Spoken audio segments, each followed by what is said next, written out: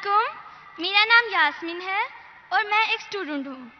میرا سوال ڈاکٹر ذاکر نائک سے ہے کہ میرے والد خوارج ہیں، وہ جمہوری نظام کو کافر کہتے ہیں اور حکومت اور اس میں رہنے والے لوگوں کو بھی کافر کہتے ہیں۔ مجھے حکم دیتے ہیں کہ میں ان کا نظریہ اختیار کروں، لیکن مجھے یہ غلط لگتا ہے کہ میں ایک مسلمان کو کافر کہوں۔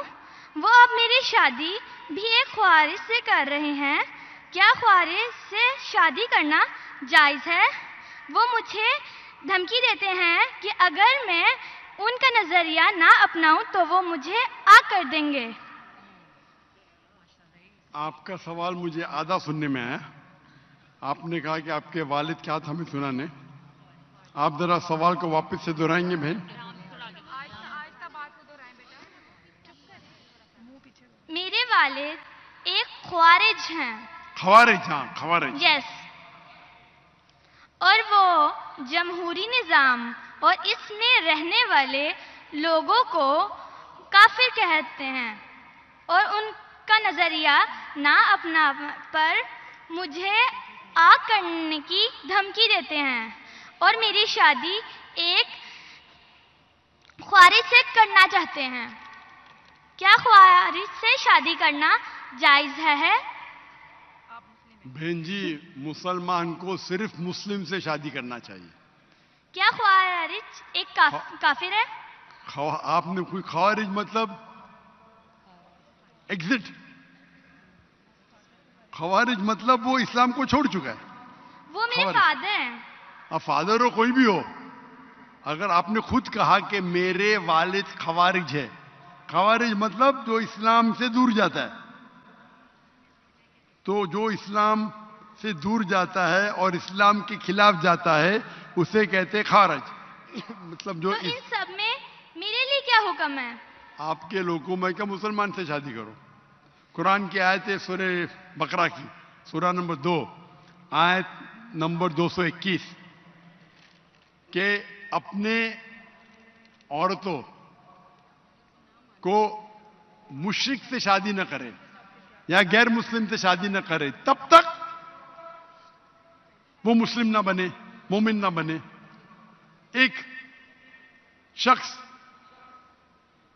جو سلیو ہو، کتنا بھی غریب ہو، وہ بہتر ہے اس شخص سے، اس مشرک سے، اس غیر مسلم سے، چاہے وہ کتنا بھی آپ کو متاثر کرے۔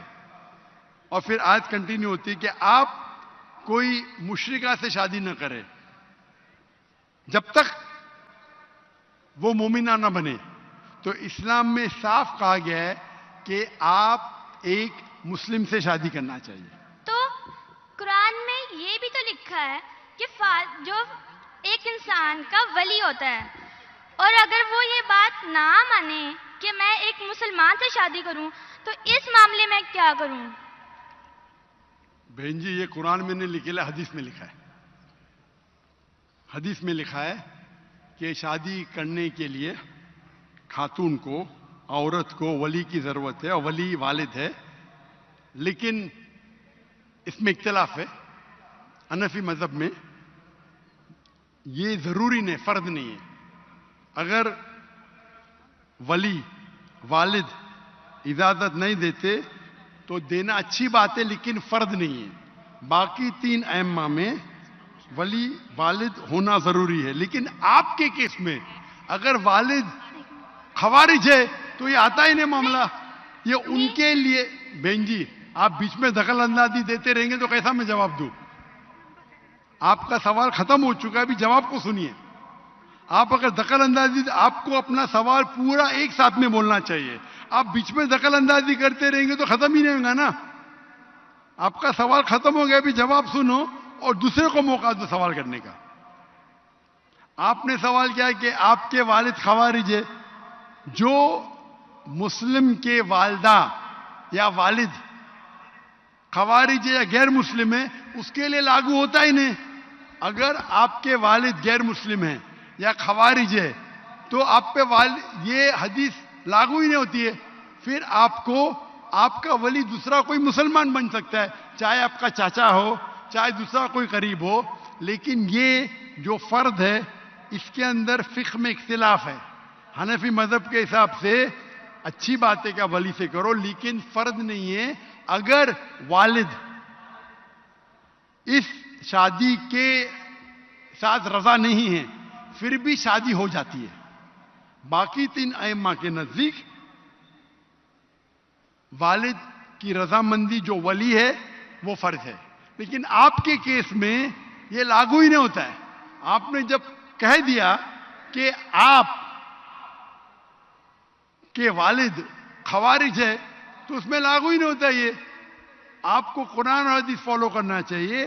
آپ کے جو قریب ہے، جو آپ کا محرم ہے، وہ اس کو آپ ولی بنائیں، چاہے آپ کا چاچا ہے، چاہے آپ کا بھائی ہے جو اب بھی مسلمان ہے، اس کو ولی بنا کے آپ شادی کر سکتے ہیں. اگر آپ حنفی ہیں تو وہ بھی ضرورت نہیں، ولی کی ضرورت نہیں. تو آپ ایک اچھے مسلمان سے شادی کیجئے. اللہ کے رسول فرماتے کہ شادی کرنے کے لیے 4 چیز دیکھتا ہے انسان. ایک ہے حسن، بیوٹی. ایک ہے دولت، کتنا مال ہے. تیسرا نوبلٹی، کون سے خاندان سے ہے. اور چوتھا ورچیو، ایمانداری، کتنا ایمان ہے، کتنا تقوی ہے. اور سب سے بہتر ہے تقوی.